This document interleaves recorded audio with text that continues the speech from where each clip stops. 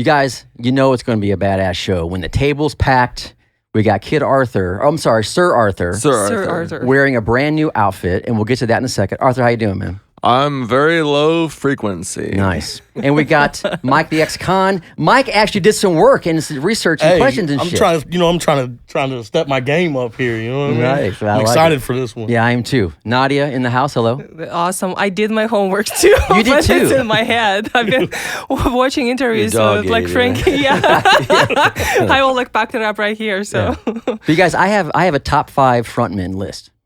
Top 5 frontmen. I'll go over the other 4 maybe a little later if you guys remind me or whatever. Okay. But one of those guys in that list is sitting right here on my show. I have been looking forward to this interview for a long time. Thank you. He is one of the most fabulous entertainers I've ever seen, and now I got to have met you. Frankie Muriel in the house. Woo! Thanks, guys. Super excited. Yeah.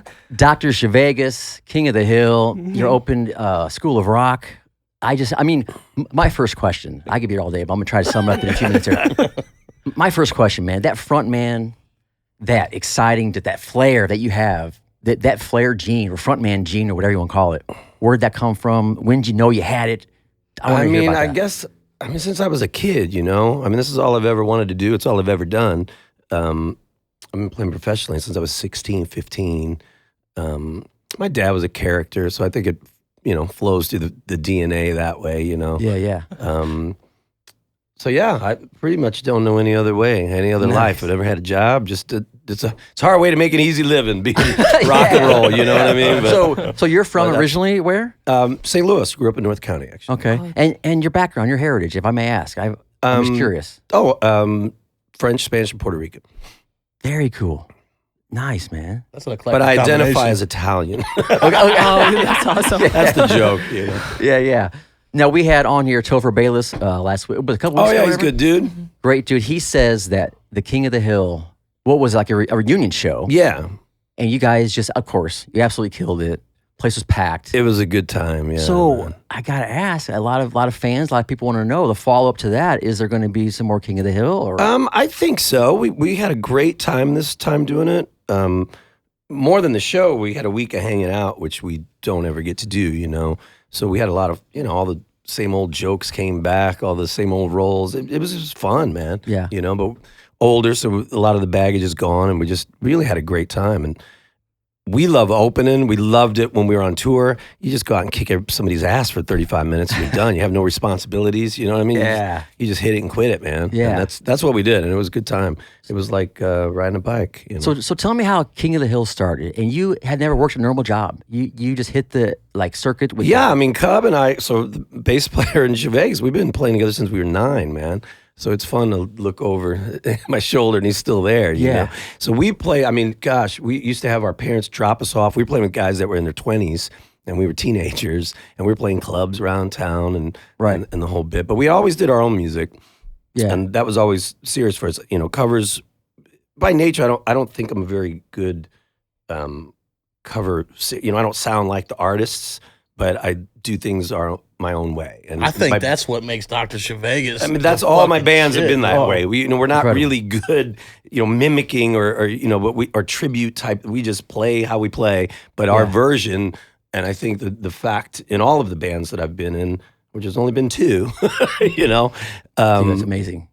It's beautiful. Had fun doing it. And I think the fun is what translates to people, which is why it's been successful, Yeah.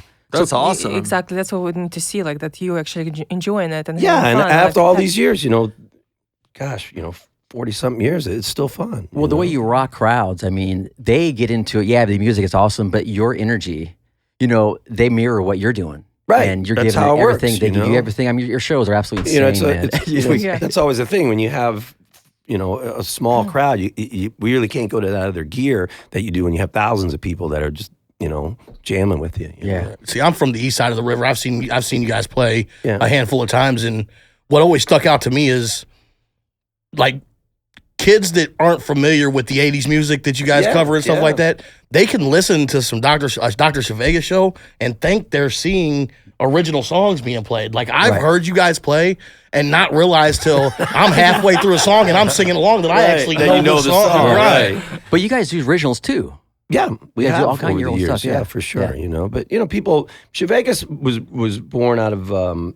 Everybody was in their bands, other bands, and the industry is a hard machine to be in. You got to really love it. You got to love the process because it's so hard, right. To get traction and to keep your traction, right? So everybody was kind of frustrated in their situations, and 𝐬𝐮𝐬𝐫𝐿 just became this outlet to have fun. We didn't care. We didn't have promos. We weren't serious. Right. Like our production was a gym bag with a afro wig in it, an extension cord, and a disco ball. And literally, like we became known over the years for all of our big production and all this stuff. But we just rolled like that for like a year or two.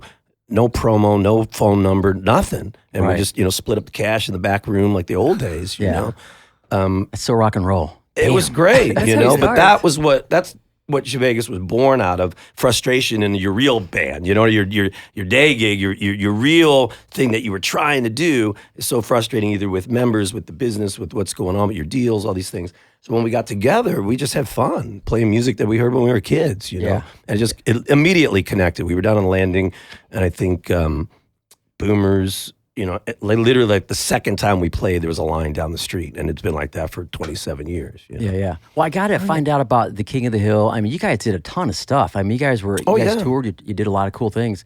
So the band back then was Broken Toys. Broken Toys. We made the circuit, around town, and we came up through the ranks. We got a break. We played, you guys, I'm too young, but there was a place called Stages and Granny's Rocker and all these, rock clubs in town. And we played them all. And we played, Nice. I mean, we played 14 days in a row, a day off, 28 days in a row. I mean, we played literally Sundays we played a place, Mondays we played a place, Tuesday, Wednesday we played a place, Thursday we played a place, Friday, Saturday we hit all the different places in the city, and then it became kind of a regional thing. And then we picked back up again on Sunday. Granny's Rock. Nice. Monday was Bogart South. Tuesday was Real Rock or First Rock. Thursdays was Stages. Friday, and then we hit them all again. And we did that for so long. We built up such a fan base. At some point, because we never wanted to be a cover band. We just did it to get in clubs and get our bones. You got to work your way up. Tell the bands all the time. You can't. There's no easy way. You may get breaks, but it takes time. And you build this stuff one show at a time, one fan at a time. Yeah. What were your mornings like? Mornings back then were afternoons, brother. I love that. Arthur, come on, Arthur. There was about, it was about 10, 15 years where we didn't see mornings. We saw mornings when we came home. Yeah. You know what I mean? Rock and roll. Morning for me was getting home. So there were a ton of response. Thank you for sharing that post I made. I got some response. People DM me. I picked 5 or 6 of the top ones, but it's perfect. Tim asked, why did you guys change the name to King of the Hill? Okay, so we were Broken Toys back then. That's how everyone in St. Louis and Illinois knew us. And we went to LA. We were doing the record. And then there was already Broken Toys when they were doing the copyright search and the trademark search. There was a Z Toys. There was just Dangerous Toys. Yeah. I remember that. So the album's getting ready to come out, and we got like, everybody's got these names, like, figure something else out. So we had a song on the album called King of the Hill, and it was just a young man's boast about how we were the top guys around, blah, blah, blah. Yeah. And so we took the name.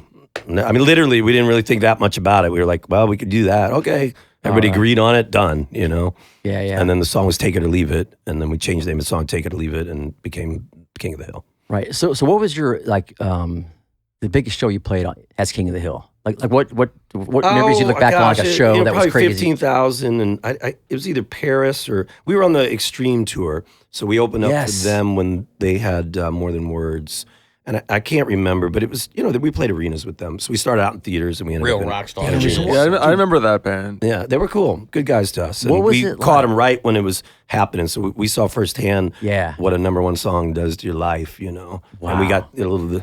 The cast off was fine with us. We were, we ran through Europe with them, and So what was it good. like? Like when you first started the band, playing around town, small clubs, to playing in stadiums, man, arenas. I got to hear about that. Come on, baby. I love it. It's everything you think and more. You know what I mean? I mean, you're living your dream for one, which not many people are fortunate enough to get to do. So it's surreal, but there's so much work involved that you don't even realize kind of what's happening until you look back, or until friends show you, or you see stuff in magazines. Well, when you grind so hard, it's what you do. Literally, people call I you would lucky wake or up. whatever. You I mean, grind. we do. You deserve it. We did, promo tours where I was in 3 cities a day. Man, I'd wake up in a city, do a show, radio show like this, and then afternoon I'd be in another city, and then at night I'd end up somewhere else. And then there was either show involved or it was more promo. And we did that literally every city in the United States and then in Europe. Nice. So you get a sheet of paper under your door. It tells you where to be, what time. You got a photo shoot, interviews. You meet somebody at the label, and then you go to sound check, and then you do show. And then, then you're either on the bus or on the plane to the next one. And you have like agents and managers telling you probably this. Yeah, and you're kind of in a blur. You're just busting ass, man, So then you look back a few years later and it's just like you're almost shell shocked, But it's been fun looking back because you realize, when you hear stuff from fans, a guy posted something the other day, album with an autograph, but he's like, "Oh, you must have been outside of the theater at Belfast," and I was like, "Oh wow," and he still has the album, and it's cool. We've met so many cool people around the world because we play music. Well, to circle back to the world, have you been to Belarus? Have not. You have not. Yeah, So what are the closest in East European? We were in Norway, Stockholm, Sweden. I don't remember. Somewhere else, kind of up there. That was kind of our limit. Okay, what was your most? Did you guys do something together? No, I'm just kidding. Yeah, I'm like, you did me back in this. Oh, I don't know. Sorry, that was. Probably your mom. Yeah, I was wearing diapers when you were exactly. when we were. I checked in the days. I'm like, damn. Okay. I recognize him. What was your Are you most my dad? favorite? Because you know what? Let's go and ask it Not now. this time. I want to kind of get warmed up. I think we're warmed up a little bit. The groupie action. You don't have to go into details or anything. You probably. Again, it's everything you ever thought it was and more. You know what I mean? Okay. It's whatever you can imagine. It's his big dream. It's even more. Cut that off promo clip right there. That's rock and roll, man. Yeah. Okay. Oh, Yeah. it's beautiful. Sex, drugs, and rock and roll. Arthur, what do you think down there? You good? I was wondering, what do you do to keep grounded while you're on tour? Different people have different ways, right? I was fortunate enough that my pops, he just kind of instilled into me this is what you do. I'm proud of you, but you're still my son, so you respect your mother. And if I tell you to take out the trash, you take out your trash. You just have these things.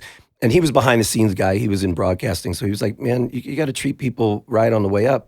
Because you will see them on the way down because Right. you're always going up and down. I love This that. business is always Crazy. cyclical. It's always, you're at the high, you're playing in front of 10,000 people, and the next minute you got 4 people at your show. You can't take these things, you have to have the pride in what you do and your work ethic, but you can't really believe your hype, right? Because if you believe all the praise, then you got to believe all the hate, right? That's and you don't true. want either of it because it really is coming from a place people don't know you. They just like what you do or don't like what you do. And they Right. like you or they don't like you because of what you do, not who you are, right? Right. So you have to, if you take one, there's people I've known who just want to believe the hype and the good shit, and then when they get slammed on, they're crushed. Or when the good stuff goes away, they don't know how to act, right? And there's other guys who just dwell on the bad shit and don't remember that there's other people that love what you do. You can't take either of it because it comes from a more of an innocent place because people don't know who you are, right? Okay. So if you're so identified with what you do, you lose who you are. And then if you believe the hype, you got to believe the bullshit, right? That makes I've sense. I've just kind of put it all out, and I appreciate good work, and I appreciate when somebody's got something critical to say because if it checks with me, I better think about that, or fuck off, man. That's good advice. That's the mindset stuff. That's- We always talk we talk about, about all the time. it's like in any business, and you have Absolutely, to you got to focus, man, and you got to see through, because if you start riding high, as soon as it's good. only fair, right? If the praise is the fuel, when it runs out, you're going to crash, right? Right, It's got to be right. something else than That's that. true. Yeah, guys- I never thought of that. This is so exciting. I told my wife this morning, I said, I haven't talked to Frankie much about this, but I cannot wait just to hear the mindset behind the man who has done so many things. Well, And- I was thinking the same thing and today. so Yeah. for him to verify the mindset behind this, I mean, it is Man, truly. yeah, but we just all me wanted a to do while- good work, It took me a you while know? to figure that out. Yeah. I've done some cool things, but it took me a while to figure out to really lean into who I was. Right. How did you Right. lean into that at such a young age? Was it like someone who Was it like influenced you? natural to you in a Yeah, way? It I feels was like always it been was. serious. I was a serious kid. I didn't party. I didn't do any. I was just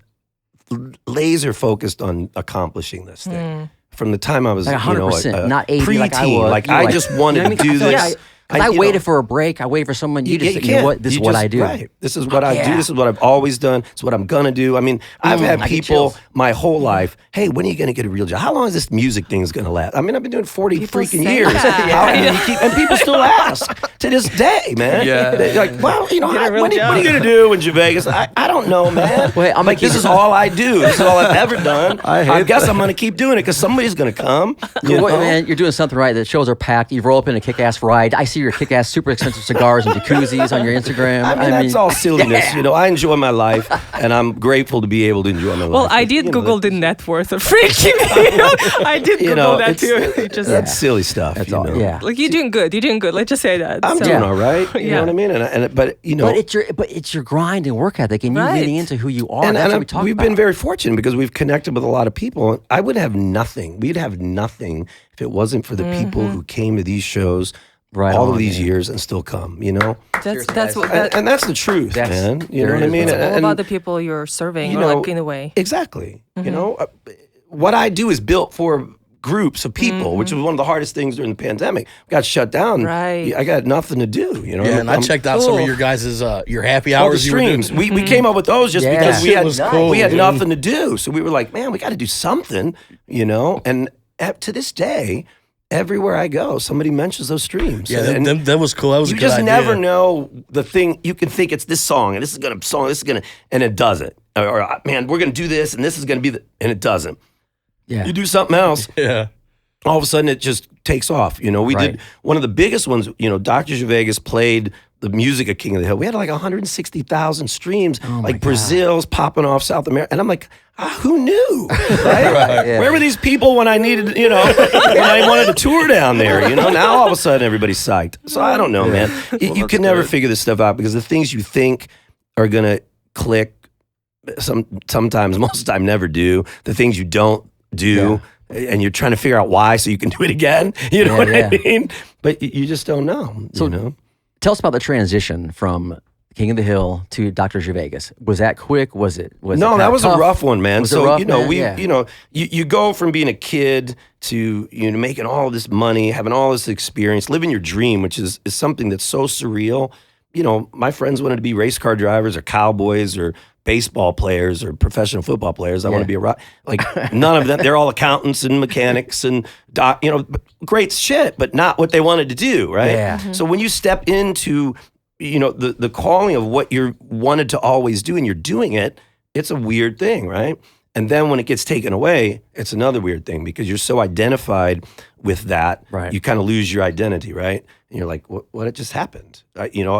That was who I was, right? Yeah. That's not who you are. You realize this as you get older, right? It's what you do. So it's a big part of you. It's what you love to do, but it's not who you are. So you got to find that person again, right? So, I worked on some albums, did some production and, did a lot of writing and just kind of withdrew a little bit. And then Cub was like, hey, we're doing this disco band.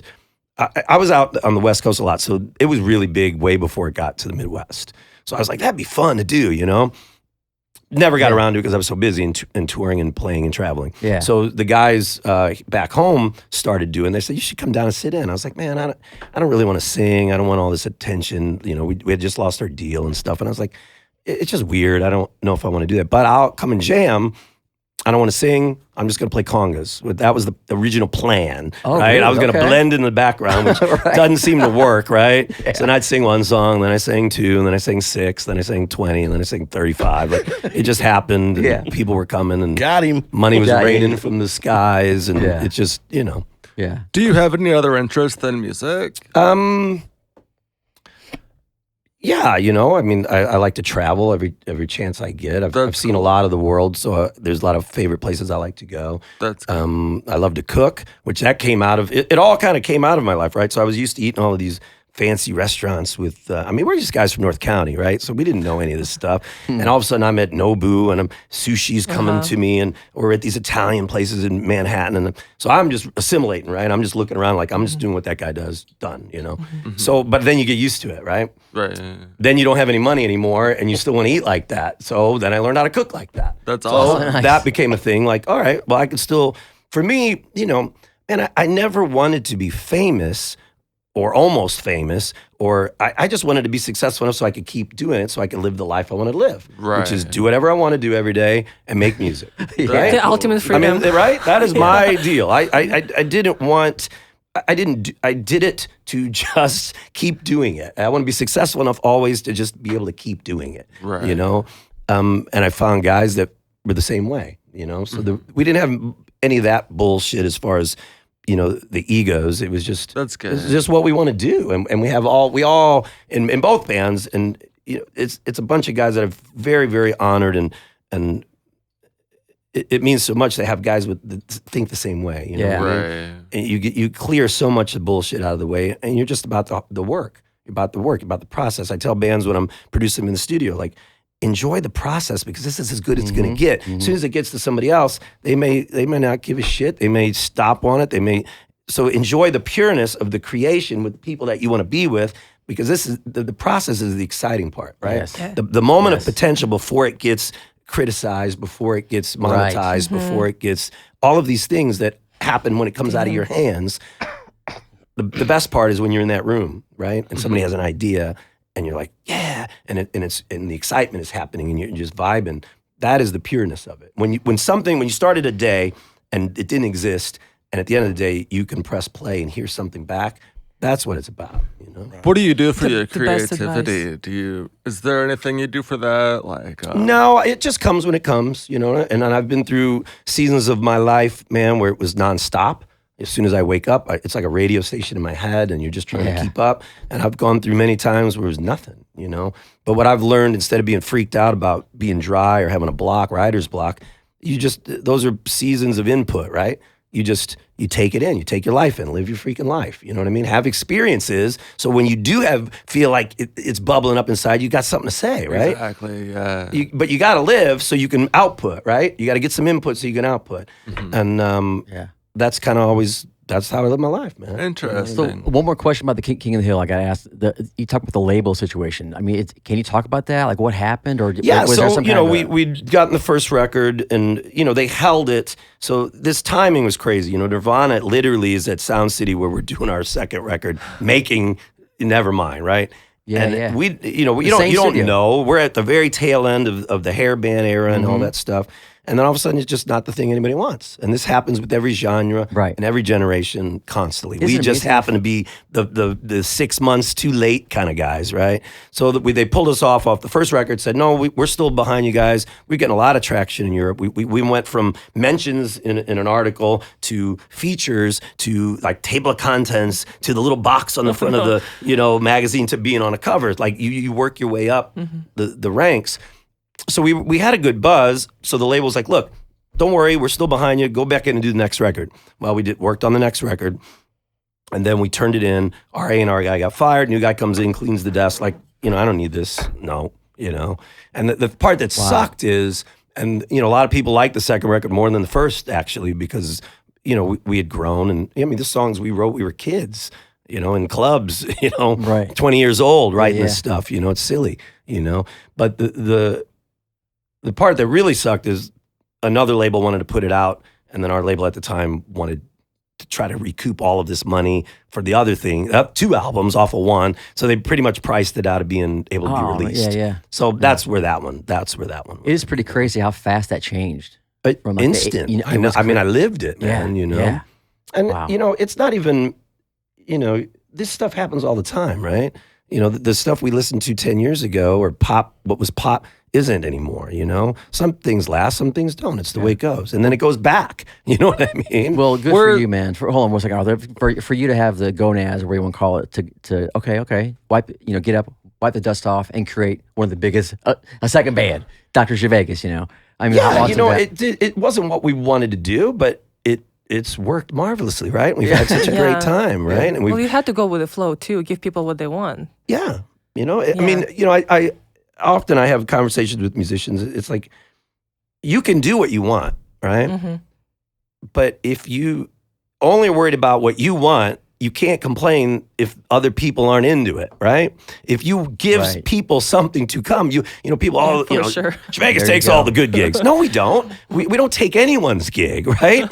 There'll be somebody behind us taking ours. You don't take gigs. Yeah. People either show up or they don't show up, right? And they show up based on what you give them. If they like what you're giving, they'll be there, right? Heck yeah. I think if they don't, or if you're just playing for yourself, or you're such a wizard, there's so many amazing musicians that don't know how to play to a room and get people there. It doesn't take anything away from their abilities and their talents, because they're so great. But you have to think about why you're out there.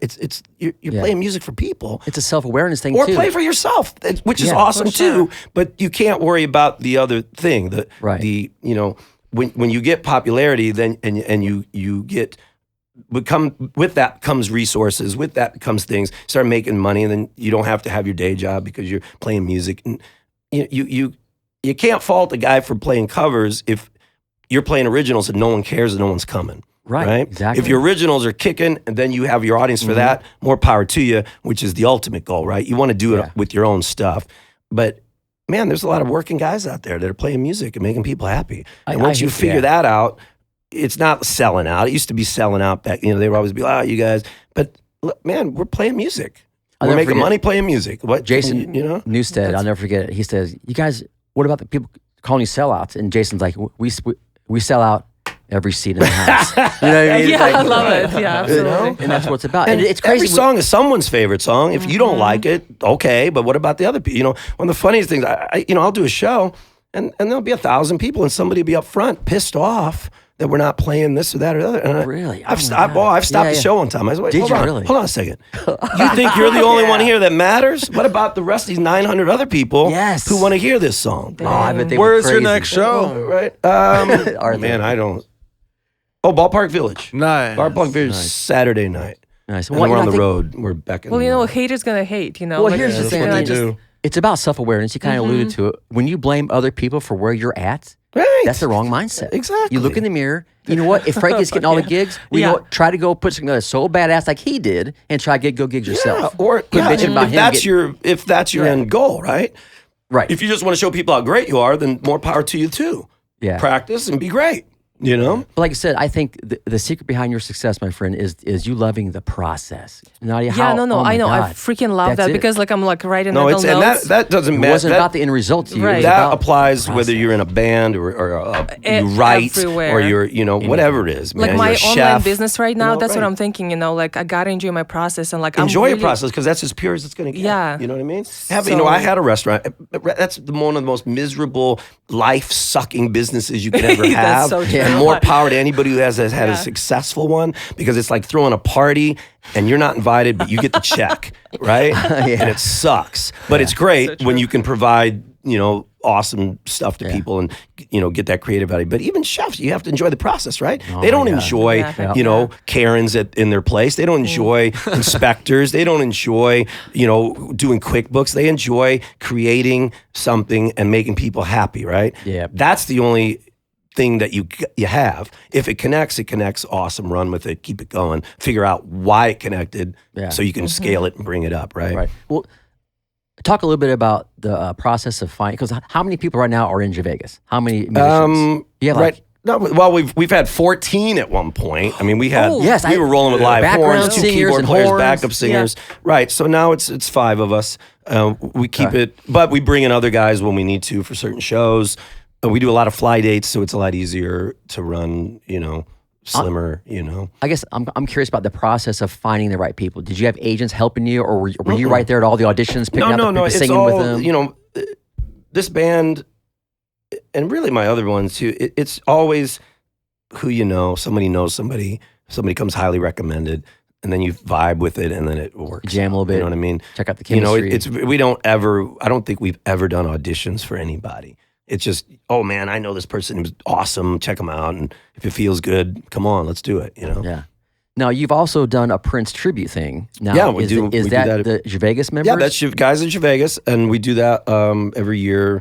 This year we're doing it Del Mar Hall again. We do it like the night before Christmas Eve. It's a great time. It's a great time. So tell us why Prince, out of all the awesome artists.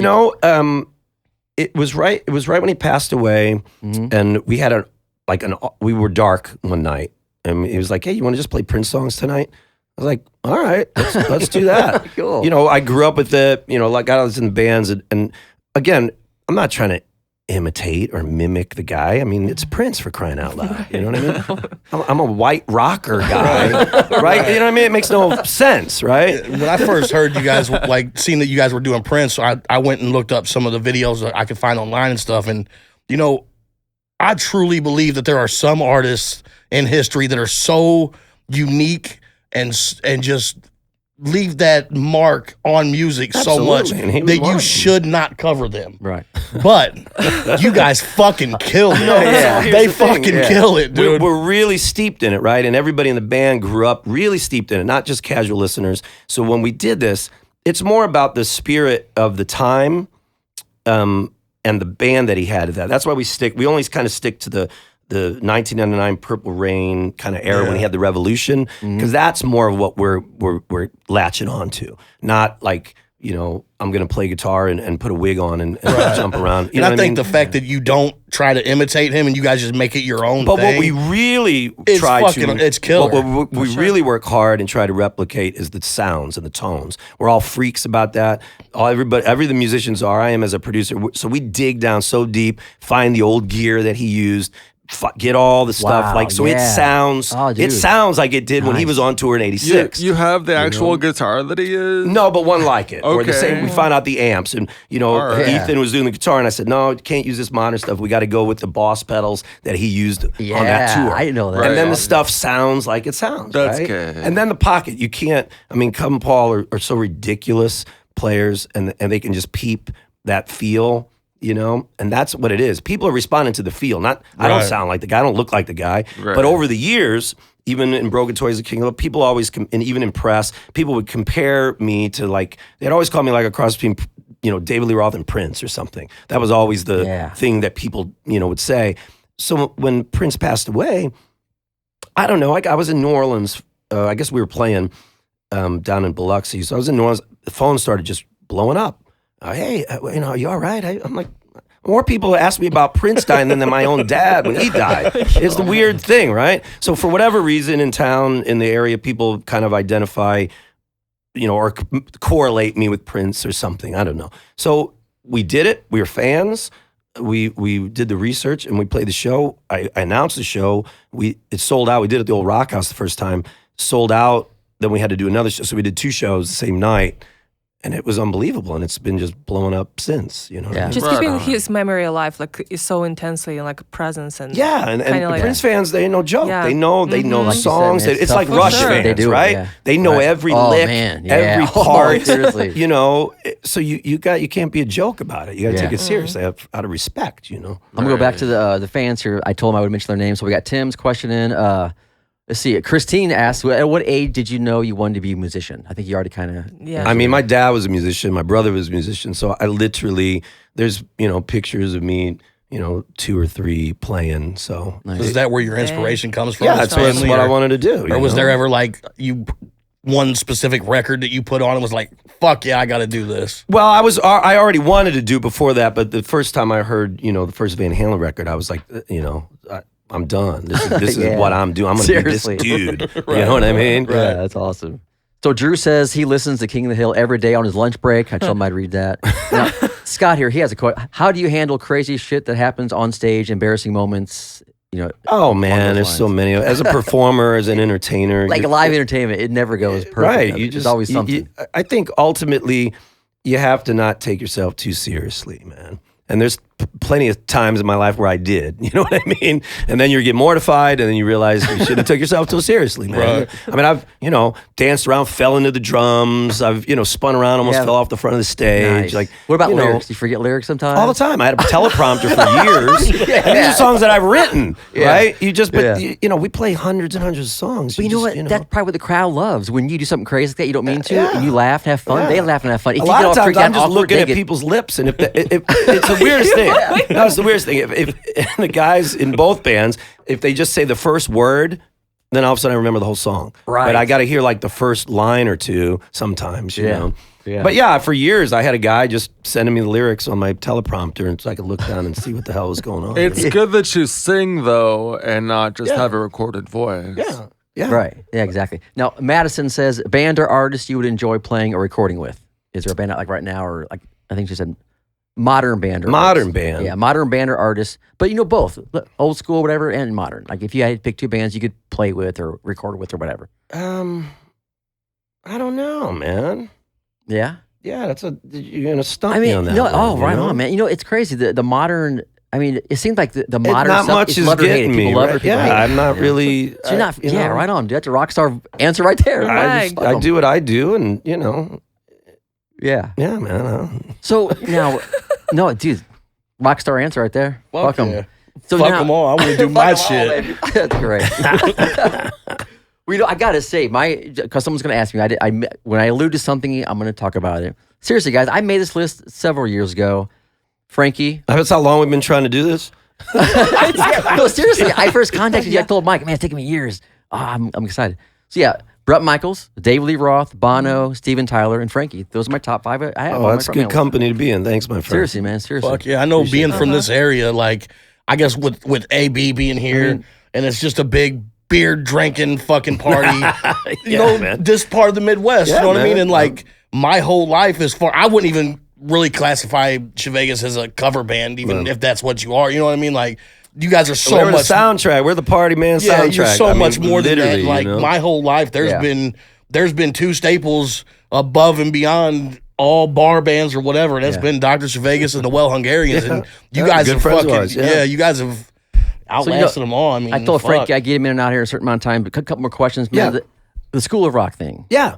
So you not only, bounce back and rock out with Zhivegas, but so when did the wheel start turning for School of Rock? That Tell us about was that. another pandemic deal, Yeah. sitting around doing nothing, just trying to figure out what to do, I mean, it's weird when you're in an industry that just you're not allowed to assemble, All literally all I am built to do is entertain large groups of people. That's literally what I do for a living and what I'm just built to do. And all of a sudden I don't get to do it, right? Man. It started out I think I was looking at a building, and it happened to be an old music store from like the 30s. And the way they soundproof stuff back then was just extra concrete. So these rooms were like, big, thick rooms. And we thought, that'd be so cool. Could, do a music school or something. Nice. The learning curve is so insane for that. Stumbled into School of Rock. I still wasn't convinced. A friend of mine talked me into it. She's like, you got to do this. Everyone knows you, and you have so much knowledge to pass along. So once I got to learn about the program, it blew my mind, man. I mean, this is not when we grew up. You sat there with the guy. You learn your scales, and maybe you learn some songs you didn't even like, kind of thing.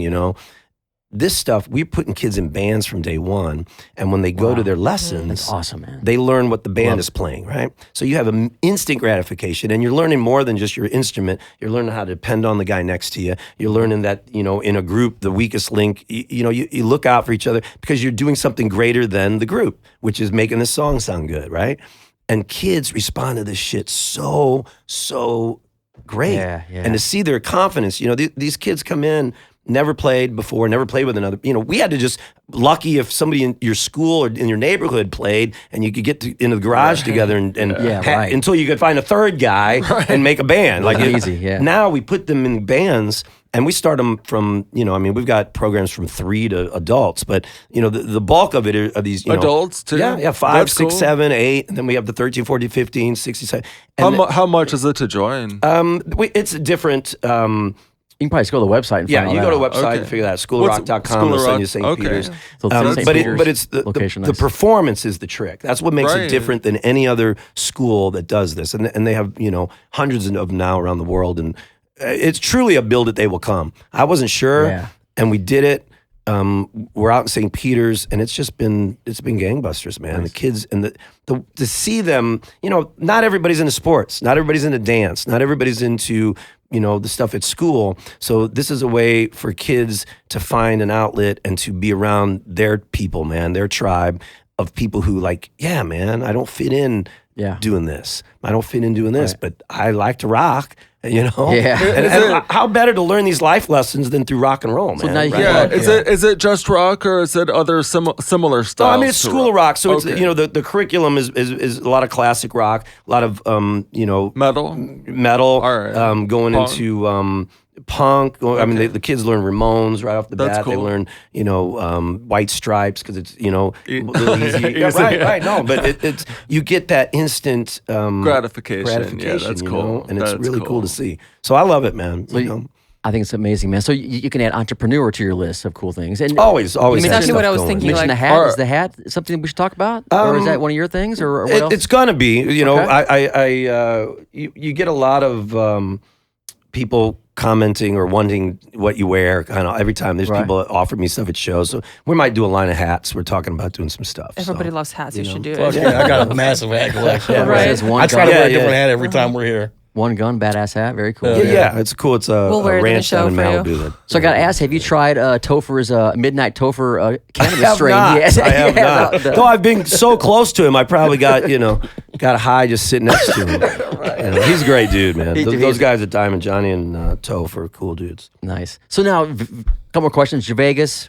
Tell us where you guys play around the country. In Vegas. I've heard you guys are in Vegas, right? Yeah, we had a residency in Vegas. We play is it still a Atlantic City. residency? No. Now we bounce you around bounce wherever. around, Yeah, okay. we do a lot of work with MGM. So I think we're down in Biloxi later this month. And you always do legendary New Year's Eve shows. Is that still going to be in this area? You know, it's Or been do you know yet, or- rough since the pandemic. Has it? Hotels are still Okay. You know, it's a Maybe weird this thing year. still, man. You It's know, not solid. It's not like it used to be. We used to book these things a year ahead of time. Now, it gets 3-4 months. People still don't know what they're going to do. Yeah. I think we're going to be in Texas though. That Okay, sucks. New nice. Year's Eve just happens to be my birthday, so maybe Really? maybe one year My we wife can get too. a Oh, a that's so DYS Dr. There you Zhivegas go. party There you going. go. And That'd be great, man. I got a question real quick. Go for it, brother.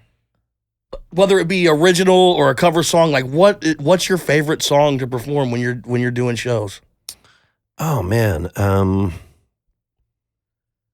don't know. There's so many, right? So obviously, song that I've written and that has touched so many people is always a fun one, right? Like, if we do If I Say, or we do one of these songs that kind of took us around the world, it always is a good feeling to play it because it affects so many people. It's given me a life and a career. Yeah. I remember the day I wrote it with the guys. I remember when we were like, I think we got something. I think this one's a Right. good one, But then also, I think I based them on the reaction because that's my role, right? I'm the guy up front. So I'm not really thinking about my part or if it's fun or I like singing this. It's more like the reaction that I get or the band gets from doing certain songs. So there's so many of them. I don't know. I just know them when they happen, Right on. I'm like, man, it was a good time. This one's a good one, And I know you're doing some amazing work with School of Rock. Just you doing your thing is inspiring to a lot of people. There's going to be a lot of people who listen to this, younger, older, whatever, who are not, tapping into what they want to do, but they want to. They're trying to figure it out. What would your advice be to the people that are, there's something there, but that they're was not one of sure the things what I think that's great about your show and about you is when you contacted me. Thank that you, it was my a month. You don't want to always just talk about yourself all the time. When Right. when you do what I do, it's cool to see that you kind of offer that other angle. Thanks, brother. Yeah. And I think it's important, man. You have to, when you try to do what everybody wants you to do or what you think is going to do, and I've spent many times like everybody else doing what I thought people wanted me to do. It never works, right? The stuff that works is the stuff that you just feel, and you just got to do it. You have to, sometimes it's hard to believe in yourself, man. Sometimes everything is telling you not to believe in yourself, but you have to just fight through it because Right on. whatever the inspiration was, it was a good idea when it hit you, right? Right. And it gets beaten down. Don't let it get beat results down. Right. or what you expect, what you attach to the idea tends to disappoint you, right? So you have to remember it was a good idea because it was a good idea to me to begin with. So you have to focus on that and Right. just you just got to stick to it no matter what anybody says if that's what you want. Yeah. Right. Right on. Yeah, man. conformity Well is the said. biggest reason for failure. Right, but it's hard because you want to be in the mix, right? Right. It's hard to go against the grain, But then once you do, and you get a little bit of traction with it, then it starts getting fun. You know? Yeah, well said, man. I just want to thank you so much for being here, man. Yeah, man, and thanks for letting having us, pick your brain and hear the story a little bit. Now let's go. I don't want to cut you off. You have any questions, Kid Arthur? You have any final thoughts? Haven't I asked enough questions? Okay, there you go. No, I like. No, you're good. I just want to make You sure. have. I don't want you guys That's yelling at great. me. I had a question, Mike. You good? I got one more. All right. You guys have played around the world, round the country. You've toured everywhere. Is there one show that sticks out in your mind? Like, be it the best, be it the worst. Like, is there one show that was just? I mean, you know, the Paris show I'll never forget, man. Yeah. You know, I mean, that was amazing. You're people are singing, and back then, you know, English wasn't as, you know, Right. everybody speaks it now everywhere you go around the world, right? Interesting. It was a little different back in the 90s, right? Yeah, yeah. So to hear people singing my song, you know, Fuck yeah. right? Nice. In another yeah. country, Yeah. I don't know these people, right? I Right. just got to the place the night From the before. other side of the fucking world. Right? And they're singing a song that we, you know, wrote and did in a storage place in a warehouse. And then our friends were singing it at our shows, and now strangers are singing every word back to you. That right? don't even speak the same You language. don't forget that one. Well, dude, I Fuck got yeah. Well, fuck yeah. your Instagram or some of the social media clips you release. You're on stage. You're taking out your phone. You're doing it right there in the middle of the line. The people are going crazy. I love when you do that, man. It's so cool. Yeah, it's fun. You know, like people at home see what they're missing out, you know? So yeah. So Nadia, do you have any Well, final actually, thoughts? it's funny thing you mentioned that people from other countries singing your songs word to word. Like Russian whole music industry was built on copying everything that comes from America. Right, you right, know? right. Like, they don't have anything original, honestly. I grew up on like all of the songs because like it was just like what it was. You know, Right. there's like 1 or 2 original artists back home. You know that they're still there for like years. The legacy acts now. Yes, they are. So that's pretty dope. What I love to hear is like about like how your mindset is. You're like really solid and like on your mindset. And I've never talked to a rock star before, honestly. And I was pleasantly surprised, like hearing like you like really a solid human being, you know. So I it was appreciate cool. that. Thank Yeah, you. that's cool. Like we're like learning. Like I got a lot of good tips today too. Oh, like, we're so 100%. into mindset, and that Yeah, was That's 100%. awesome. You cannot Yeah. be as successful, you know, without being having a For solid sure. base like that. No, So respect. we're gonna have. Yeah, no, it's a great point. We're gonna have links to all your stuff. Is there a spot where people can find you? The Dr. Zhivegas? Yeah, or 𝐷𝐴𝐵𝐺.com or your Dr. Zhivegas on Facebook or Frankie Dr. Z on Instagram. And, you know, Yeah.